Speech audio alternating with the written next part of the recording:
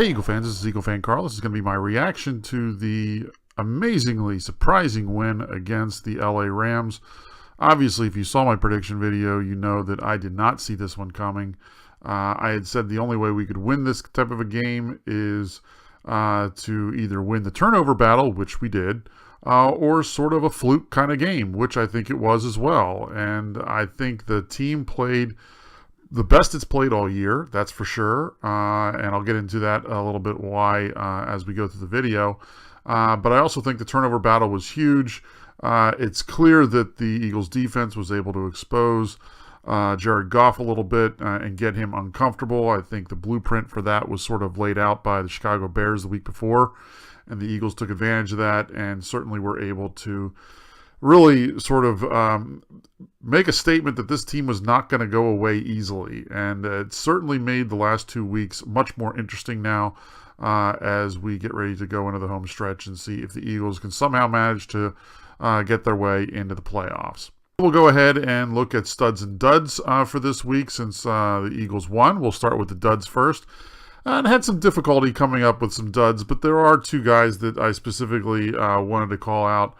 The first is a coach that I have never called out yet, and that's Deuce Staley, and I just did not like the way he was using the running backs. Doug Peterson makes a point that that Deuce Staley is the one that sort of makes the determination on the running back rotation that the team uses, and it seemed clear to me that I thought that there was some times where that was not being done the most effective way. Smallwood was by far having the most success running the ball, with Darren Sproles also having some success.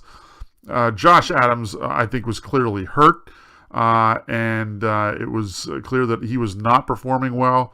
I actually toyed with the idea of putting Josh Adams on this list for sort of the same reasons I put Sidney Jones on the duds list last week, for basically playing hurt and not owning up to how hurt he was.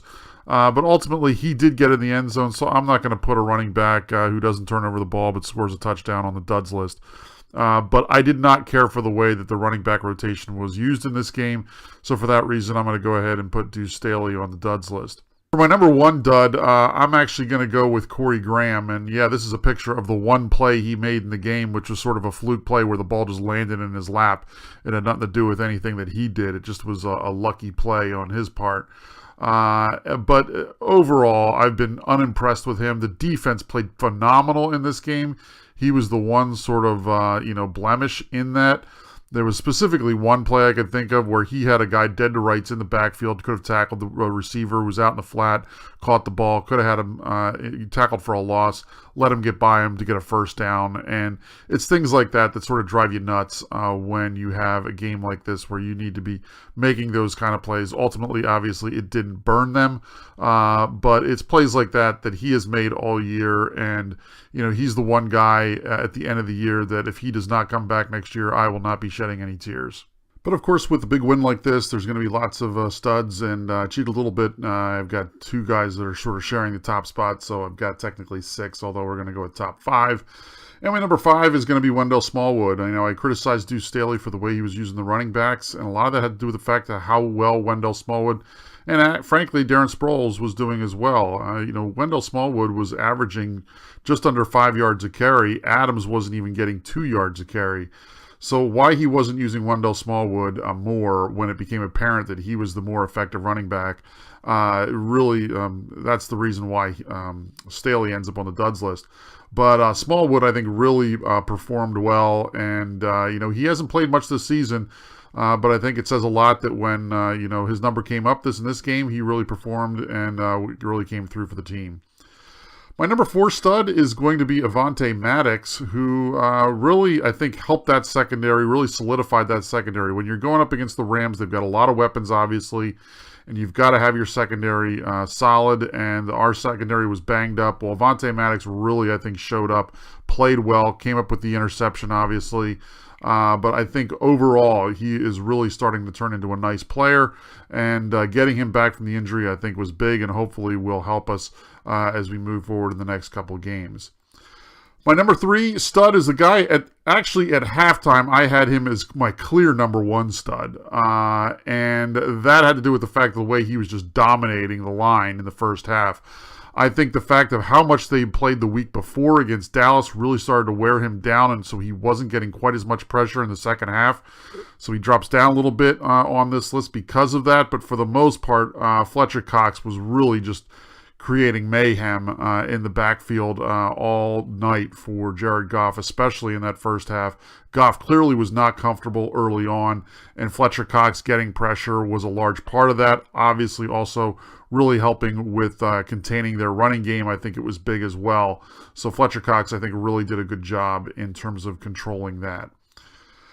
My number 2 stud is going to be Alshon Jeffrey, who just had a breakout game, really performed well. I think was clearly a great deep threat that we needed in this game.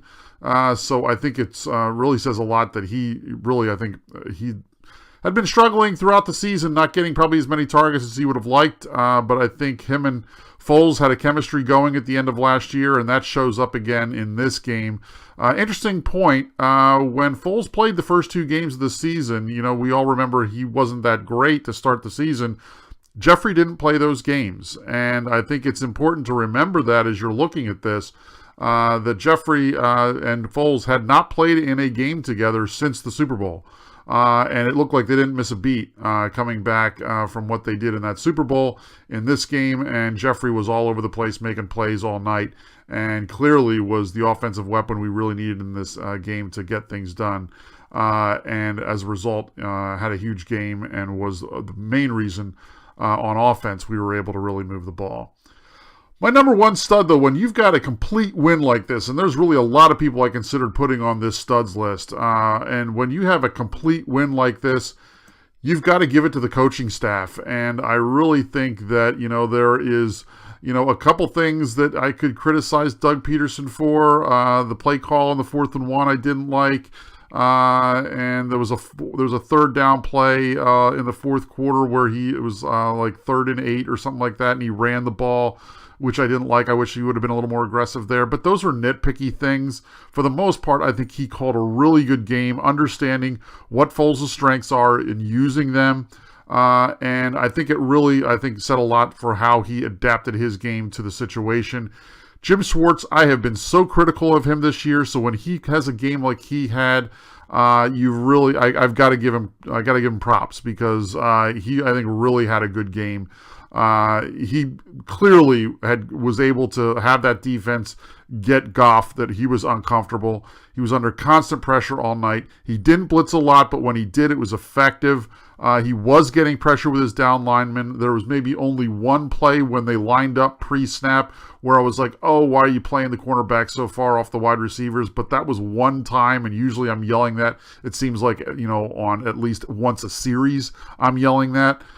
So the fact that it only happened one time in the game that I can remember, I think also shows that he was playing his cornerbacks effectively. I think getting the younger corners that weren't on the team at the beginning of the season, I think getting them some practice and some reps, I think has really given him some confidence in what they can do. And I think Avonte Maddox coming back really sort of helped solidify that as well. And I think as a result, he was able to probably call a little bit more of a defense that he would have liked. So I think he was able to take advantage of that, and really I think it made a huge difference.